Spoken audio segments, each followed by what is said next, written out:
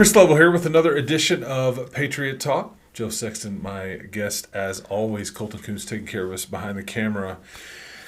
Not a super long version of Patriot Talk today. We've got a weird schedule as there's a Friday afternoon playoff game. We call that a matinee. Yeah, there you go.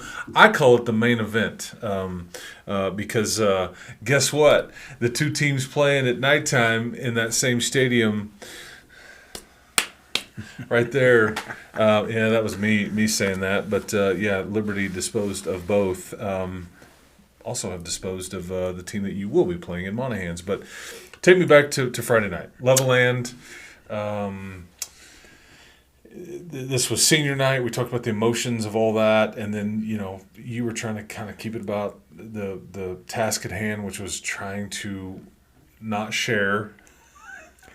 You were big on not. I like my toys. I don't want to let others play with them. Well, I think also one of the things that we talked about was trying to get most of our emotional stuff done on Thursday night. Well, I failed at that miserably. Seeing all those kids coming through the line. Talking to all the coaches on Friday, that was tough. It was a lot harder than I expected it to be. But we made it, and I think probably because of. Is there a heart in there? Yeah, somewhere? It's in there. You got this hardened exterior, but there's this. You got a heart in there. I like that. Yeah, it's there. Okay. It was tough. Because we've just seen those kids every day. Sure. For 3 years now, and it's just going to be crazy.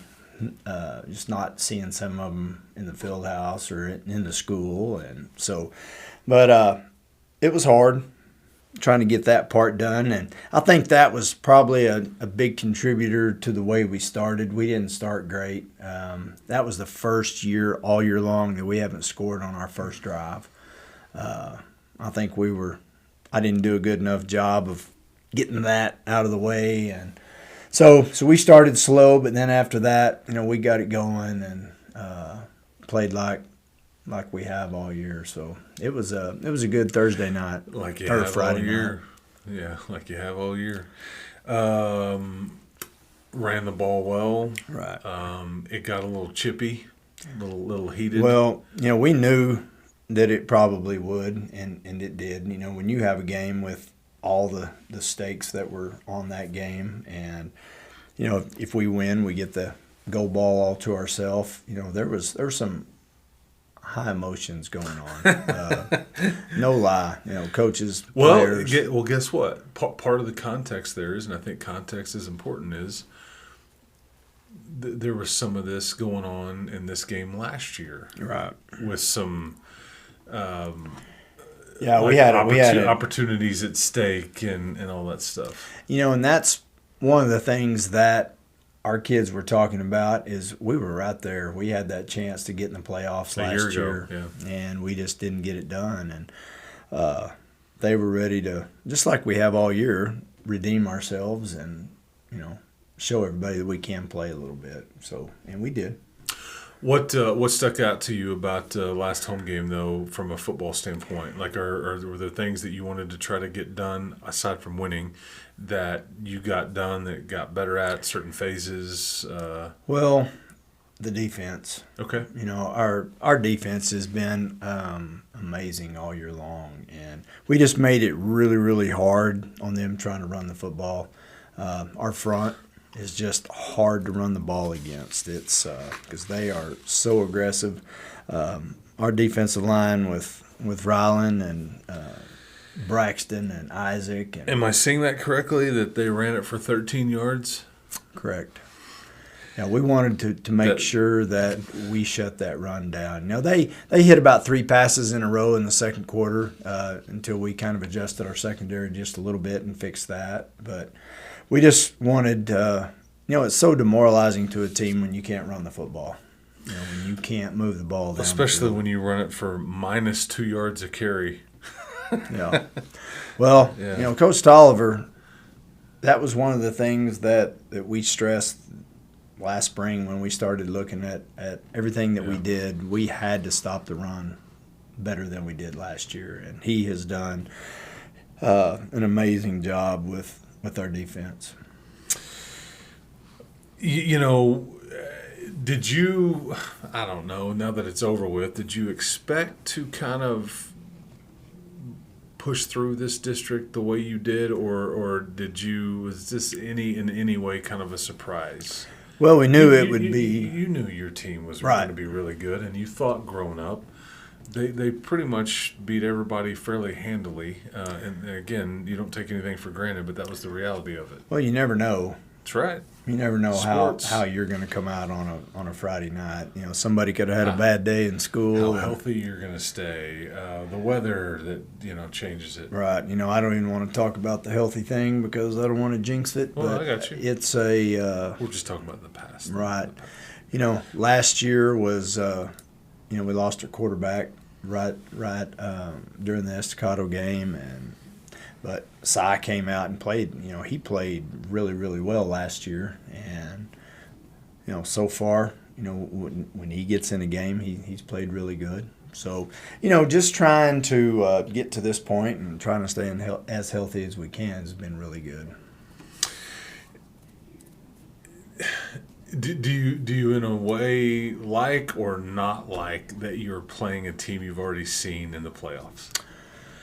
Especially right out of the gate. I mean, and so here's what it is. I mean, I think you play these guys in week 3. It was a 59-point difference. Do you almost wish there was something new right there so your kids don't assume too much, get bored with the I don't know. Right. Take me through all the. Well, just me personally, I would prefer to play somebody that we haven't already played, just because, again, you got high school kids and they go, oh, well, that was the score last time.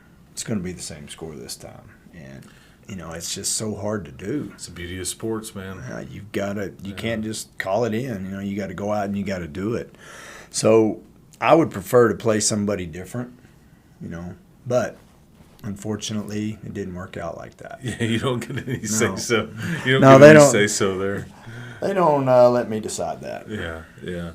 What any sort of different routine with playoff preparation, or any sort of different thing that you would enter into the equation because it's playoffs, and are you having to potentially look ahead at different things just in case? I mean, like what all goes on to it now that you're kind of in an unknown one-game season? You always look about a week or so down the road just in case. You have to. You have to, or you're going to be sitting out in the cold and going, man, I wish I would have started earlier, trying to find a venue to play in. Yeah. So just working on all the contingencies on, all right, if this happens, if we play these people or we play these people, you've got to be ready to have a place just in case. But our routine's going to be the same. We're just going to move everything up 5 hours. Our kids will show up to field house probably around 8:15, do our walkthrough that we normally do. Well, it's kind of like a college football Saturday when you're Right. playing in the middle of the day. Yeah, it really these is. kids have played every single game at nighttime. This is going to be like some sort of, like you're scrimmaging bushland in the late afternoon, but it's just going to be early. But this one counts. Yeah, and it's going to be warm too. When we booked the 2:00 time, I'm thinking, well, it may be cold, so 2:00 is probably going to be a pretty warm time of the day. But I think it's supposed to be 85 in Andrews Friday. That's by far, the hottest temperature that we have been in a long time, except maybe going back to the Bushland scrimmage. So, Yeah. But it's we'll feed them a big breakfast and try to hold them over and have a few things for them during pregame, and off we go. How did you end up in Andrews? Like, what was the alternative? Flip home and home. Okay. And I didn't really want to go back, have to take a chance on going back to Monahans. 'Cause I just really do not like driving down I-20. I mean, especially on a bus with all the This trucks. isn't about you, man. I mean, Boy, it is, selfish. because I got all these kids on my bus, and I kind of get a little nervous. Yeah. We've done it so much, but still, just the thought of just trying to have to not drive as far, because we were about to that point where I was going to call Monahans and we were going to go, okay, we'll flip home and home because there's really nothing else. Odessa was booked. Midland was booked. Yeah, when you start looking at two locales, there's like you can't create a place in between. There's only so many. No, that's right. You're just kind of out of luck. Yeah. So Andrews accommodated us and said, "Well, I'll tell you what, we'll do a 2:00 for you guys." So we'll take it. Okay. So, and good thing is we'll be back in Lubbock by 7 or 7:30 that night. Enjoy your Friday night. Yeah. So it'll be good. This game will be streamed on NFHS. It will require a subscription, monthly, yearly, whatever. You can cancel it, I think, at any time. But this is a UIL scenario. We have zero control over it here at Lubbock Cooper ISD. This game will also be aired on 100.7 The Score on Friday afternoon. The radio station, they've got an app. You can get it on your phone or obviously on the radio. So that is different than the regular season. They have moved it to the all-sports station of 100.7 The Score. Airtime would be 1:30, kickoff at 2:00. And again, if you want to watch this, it's on NFHS. You can just find that network, search for Lubbock Cooper Liberty, and away you go. And that'll be that way. Any postseason in any sport, NFHS has the rights to stream those per the UIL. So anyway, just wanted to make sure we're clear.